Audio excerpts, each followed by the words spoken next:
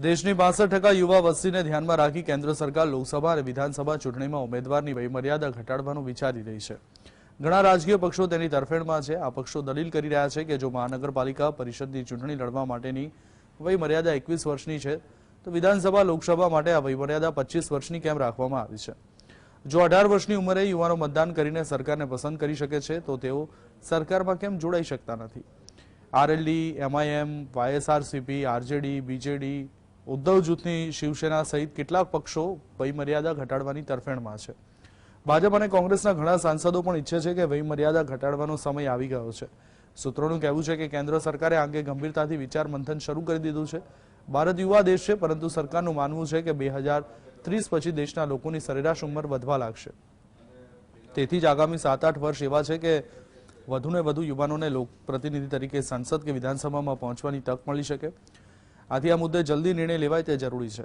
દેશની વસ્તીની સરેરાશ ઉંમર 25 વર્ષ છે, જે ચીન કરતાં 10 વર્ષ નાની છે અને યુએસ કરતાં 15 વર્ષ નાની છે। એટલે કે વિશ્વના કોઈ મોટા દેશમાં ભારત જેવી યુવા શક્તિ નથી। આવનાર 20 વર્ષમાં ભારત પણ તેનો સાથ છોડશે નહીં। તેથી સરકાર માને છે કે યુવાનોને મહત્તમ તકો આપી ક્રાંતિકારી પરિવર્તન લાવી શકાય છે।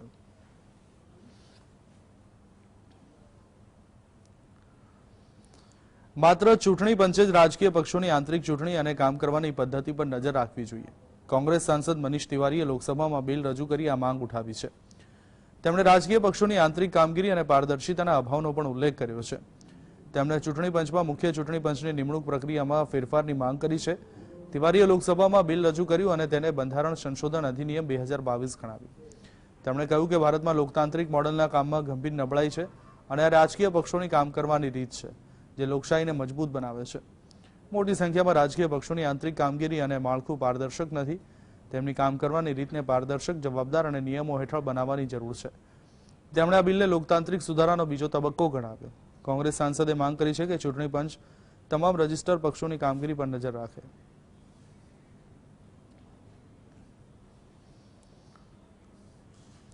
દેશની અર્થવ્યવસ્થા પર સોમવારે લોકસભામાં જોરદાર ચર્ચા થઈ।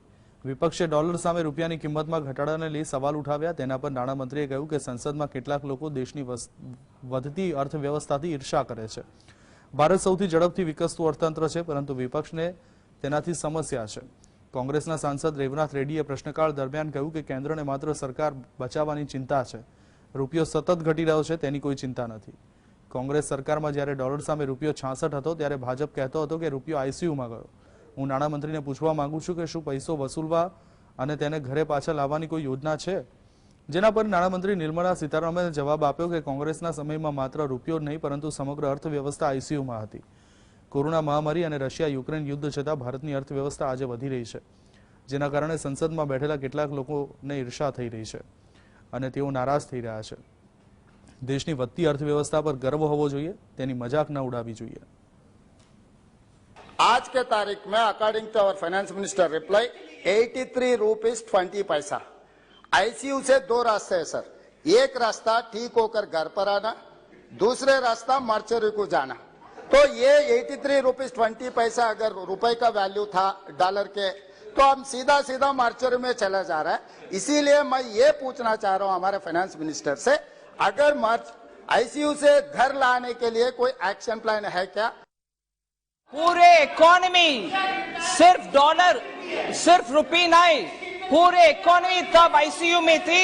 पूरे दुनिया भारत को फ्रेजाइल 5 में रखा गया था और उस समय हमारे फॉरेन एक्सचेंज रिजर्व बिल्कुल नीचे था।